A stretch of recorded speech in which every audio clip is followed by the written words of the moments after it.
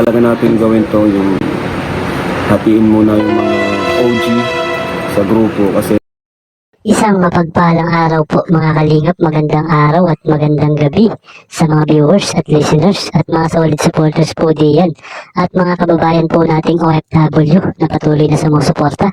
Mega love shoutout po. At kung bago ka pa lang po sa atin pong munting YouTube channel, pa-like and share and subscribe na po at pindutin ang notification bell para update po tayo sa atin pong ilalabas na video. So yun mga kalingap, may panibago na naman po tayong pag-uusapan.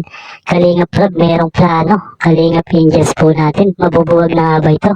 At request po natin saan kaya po ito mapupunta. At yan nga po, sabay-sabay po nating haalamin at bibigyang linaw. Pero bago po tayo tumako sa atin pong pag-uusapan mga kalingap, huwag po nating kalimutang sumuporta sa mga pangunahing kalingap na si Kuya Bal at Kalingap Rob na patuloy sa pagtulong at walang sawang pagsuporta at pagbibigay ng saya sa araw-araw po nilang vlog mga kalingap. At patuloy nga po natin silang suportahan sa kanilang positive vlogs at paggawa ng beneficiary nang sa ganun mga kalingap marami pa pong tao ang matulungan, lalong-lalo na nga po sa mga taong nangangailangan. At paalala mga kalingap, tapusin muna natin ang kabuuang video bago tayo magbigay ng opinion at komento. At so yun mga kalingap, muli po tayong dumako sa atin pong pinag-uusapan at ano na nga ba ang plano ni Kalingap Rob at ano ba ang gusto niya na mangyari. Pero bago po yan, panoorin po muna natin. linawin din. And sa mga, actually wala naman siguro baka may mga nakapansin na bihira na kayo makasama sa akin.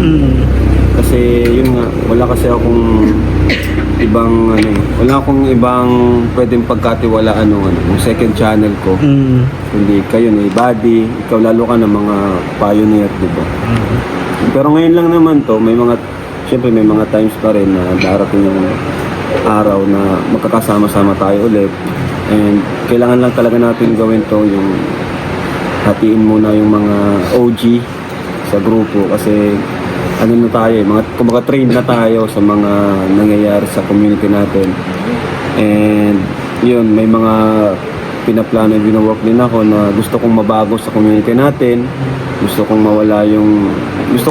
bumalik yung positive. Gaya ba ganun tayo lang dati na puro positive lang. At masaya tayo sa ginagawa natin. Di gaya ngayon na ang daming siguro dahil nga lumalaki tayo, di ba? Lumalaki yung pamilya. Dumadami, kaya siguro ganun naman siguro pag marami mas magulo. Pero yun nga, medyo unhealthy na rin siya sa atin. Kaya yun, naisip ko na kayo na muna ang mag-handle dun sa second show. Kasi pag si Buddy lang, mahirapan din siya. Siya nga. Pag siya lang. Kaya ikaw, nandun ka rin para mag-guide din yung ibang mga beneficiaries natin dun. And natutuwa naman ako kasi okay naman yung sa kabila, di ba? Saka parang masaya dun, parang tahimik dun, di ba? Tahimik yun sa mga bashers, bro. Kasi may mga nagtatanong din kasi, ano ba, tinanggal na ba sa Kalingap? Oo, ganun. Hindi naman, lang talaga. Kumbaga, hindi naman to habang buhay. Lang to. Kumbaga, ganun naman tayo, diba? Yung tawag dyan? May changes, May changes. And ganun din sa social media. Hindi naman, as content creator, di ka din pwede mag-stick sa isang lang. Dapat talaga nag-i-improve, nag-i-evolve ka. And hindi lang naman to para dun para din to sa mga natin sa second channel. Kasi kung alisin natin yung second channel, bro, kawawa yung mga nandun. Kawawa, bro. Sino bang madalas nandun? Sila Rose Ann, yung mga scholars natin. Lalo na yung iba dun, wala nang sponsor talaga. Kaya nga. Diba? Pag yung mga na-vlog nga tayo dun, halos bawi lang Totoo lang po. Yung minsan kulang pa din talaga. Kulang pa rin po talaga.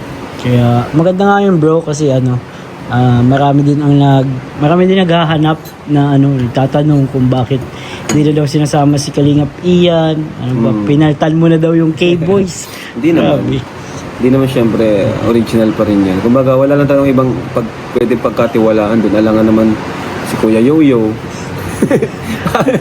Mahirapan si Kuya Yoyo. Mas original pa yun sa amin, bro. Sinong mag-handle ng second channel natin, di ba? Kaya pag si Ian lang naman, mabigat naman kay Buddy Brava pag siya lang. Kaya inaisip ko yun na Pero darating naman yung panahon kapag kung anong bago pa naman yung schedule naman natin, pabago-bago pa rin naman. Pabago-bago. Kasi kung ano yung kailangan, kung sino yung kailangan. Saka isa pa, yun nga, si Dan saka si Edu, may sariling na rin sila. kumbaga sariling channel, mga Beneficiaries, kaya oo. di na rin natin masyadong maasahan sila. Kumbaga, pasulpot-sulpot na lang sila sa vlog. Ayan, si Ian saka si Dan saka si Ed. Si Ed. Kaya ano talaga, wala akong ibang pwedeng i-assign kundi kayong dalawa ni Buddy. Wala naman si Kuya Jason, may sarili na rin naman. Kaya ayun. So kayo bro, anong masasabi mo dun bro sa ginawa? Ako bro, okay lang ako doon bro. Wala man akong kaya lang nga. May mga naghahanap din kasi sa second channel. Saka nakakamiss din ba kasi yung tayo baga yung samahan natin, ano.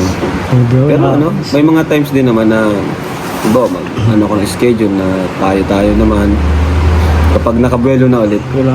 Nakabuelo na tayo ulit. So for the meantime, So yun mga kalingap, kung makikita po natin ang mga plano ni Kalingap Rob at gusto nga po niya na paghiwalayin, kumbaga po hatiin ang Kalingap Angels po natin at plano nga po niya na ipagkatiwala na ang kanya pong pangalawang account na at gayon nga po na nahihirapan na po siya na i-manage at kung mapapansin po natin napakarami ang ginagampanan po talaga ni Kalingap Rob at tapos may mga problema pa nga po patungkol nga po sa mga nangyayari katulad sa mga issue at mga nababatikos po sa Kalingap na kung saan po napangihina na po siya ng loob. Kaya nag-decide po siya na ipagkatiwala na po ang pangalawa po niya na account mga Kalingap at ganun pa man mga Kalingap may times pa rin po na magkita po sila at magkasama-sama mga Kalingap. At dumating na nga lang po sa point na kinailangan na po talaga na hatiin ni Kalingap Rob po natin at kumbaga mga Kalingap gusto po ni Kalingap Rob na ng pagbabago at maging positibo lamang po kagaya po nung dati mga Kalingap. At maibang dako naman po tayo. Pag-usapan naman po natin ang ni Chris. Saan niya ba ito mapupunta? At masasabi ko nga lang mga Kalingap maaari po talaga na mapunta ang ni Chris po natin kay Kalingap Rob. At alam naman po natin na trending po ito at na kung saan po malakas po talaga ang ni Chris. At bukod pa dyan mga Kalingap masasabi po natin na malaki-laki na rin po ang naibahagi ni Krista sa Kalingap. At hindi naman po sa kinukumpara mga Kalingap kumbaga po yung deserve po para po sa kanya mga Kalingap. At so hanggang dito na lang po muna at muli po paalala mga Kalingap, huwag po natin kalimutang i-like and share and subscribe at pindutin ang notification bell para update po tayo sa atin pong ilalabas na video.